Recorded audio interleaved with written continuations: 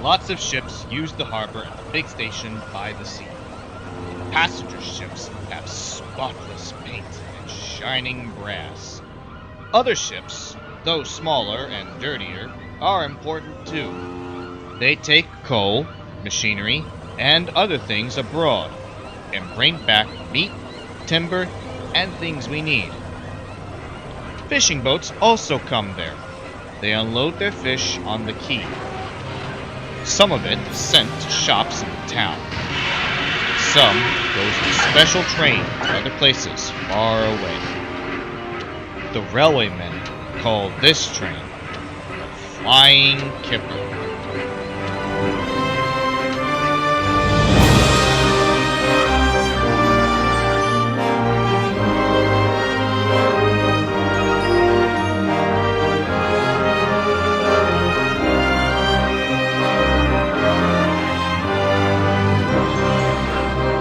One winter evening, Henry's driver said, "We'll be out early tomorrow.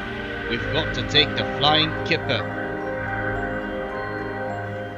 "Don't tell Gordon," he whispered. "But I think if we pull the Kipper nicely, the Fat Controller will let us pull the express." "Hurrah!" cried Henry excitedly. "That would be lovely."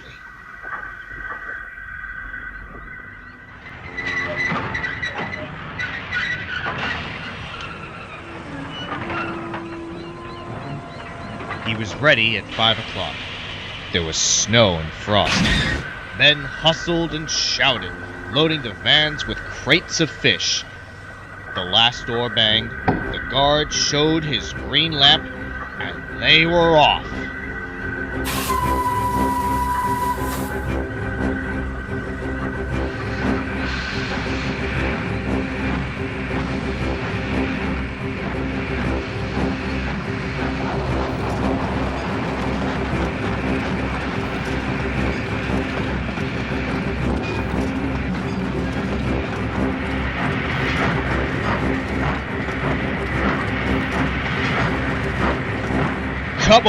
Come on, don't be silly, puffed Henry to the vans as his wheels slipped on the icy rails. The vans shuddered and groaned. Chalk trick, all right, they answered grudgingly.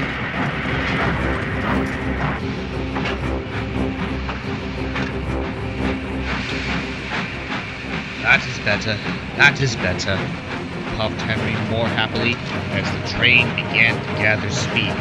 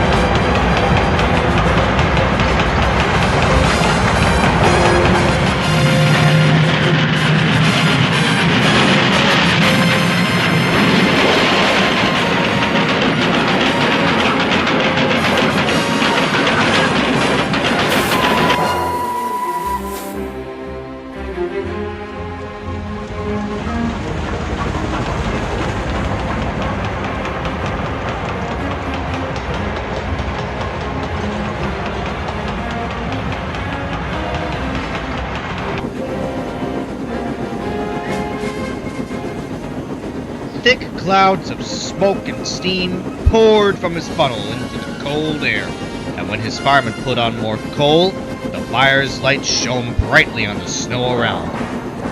Hurry, panted Henry. They whooshed under bridges and clattered through stations.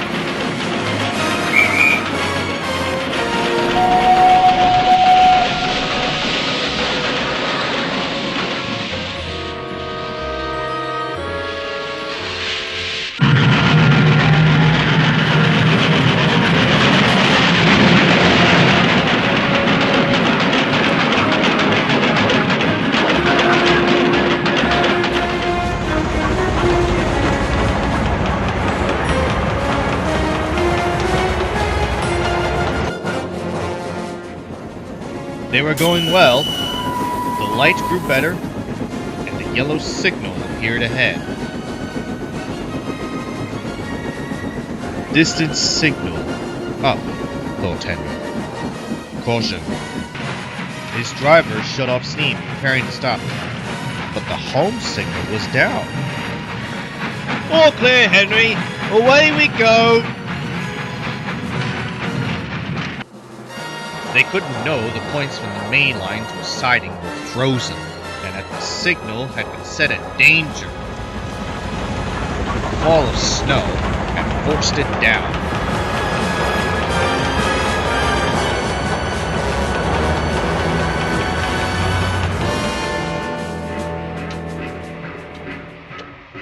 A goods train waited in the siding to let the Flying Kipper pass.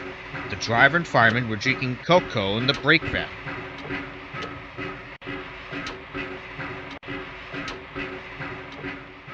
The guard pulled out his watch.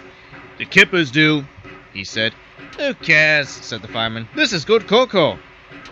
The driver got up. "Come on, fireman, back to our engine." "Aye, I haven't finished my cocoa yet."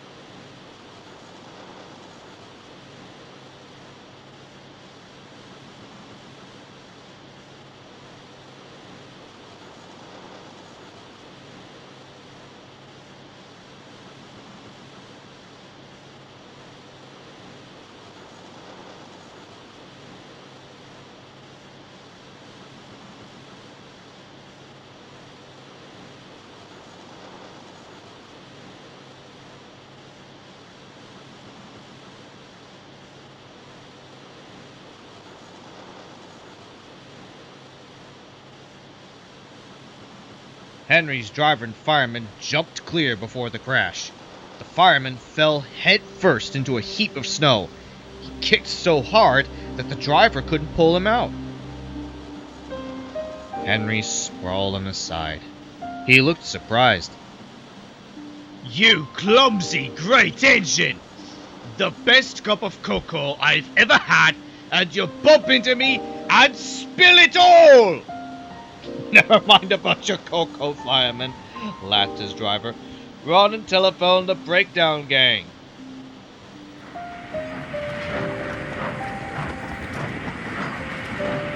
The gang soon cleared the line, but they had hard work lifting Henry to the rails.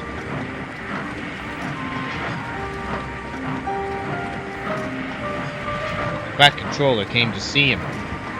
"Signal was down, sir," said Henry nervously. "Cheer up, Henry. It wasn't your fault.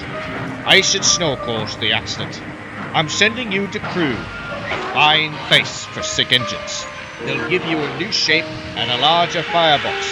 Then you'll feel a different engine and won't need special coal anymore. Won't that be nice?" "Yes, sir," said Henry, doubtfully.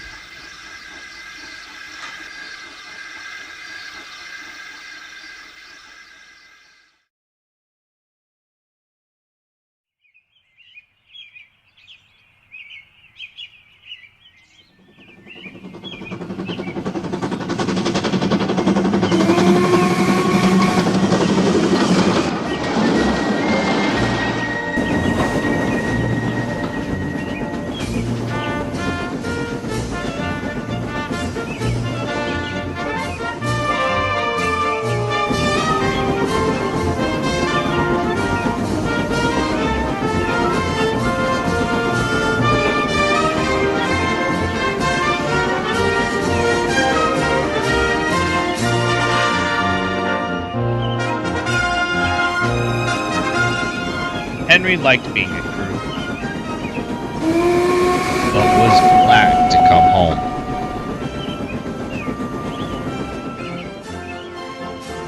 crowd of people waited to see him arrive in his new shape. He looked so splendid and strong that they gave him 3 cheers. Thank you very much, he whistled happily. Let them hold, old boy.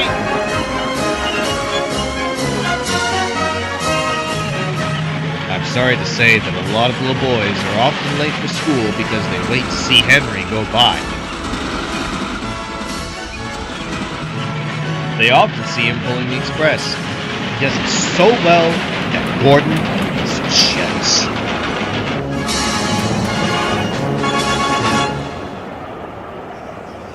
But that is another story.